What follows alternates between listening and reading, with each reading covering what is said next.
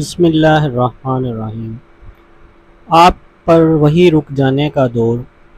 آپ صلی اللہ علیہ وآلہ وسلم نے وحی کے رک جانے کے زمانے کے حالات بیان فرماتے ہوئے کہا کہ ایک روز میں چلا جا رہا تھا کہ اچانک میں نے آسمان کی طرف ایک آواز سنی اور میں نے اپنا سر آسمان کی طرف اٹھایا۔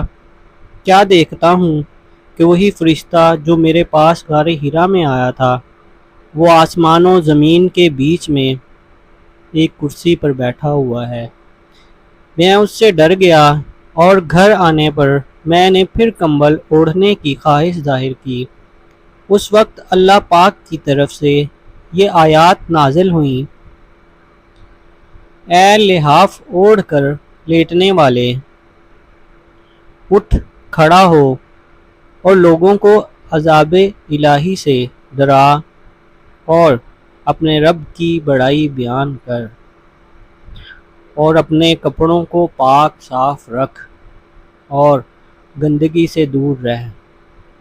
اس کے بعد وحی تیزی کے ساتھ پے در پے آنے لگی۔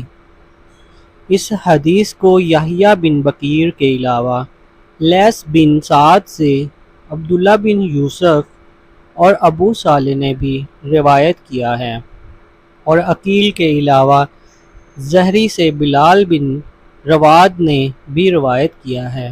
یونس اور معمر نے اپنی روایت میں لفظ فوادہ کی جگہ بوادرہ نقل کیا ہے۔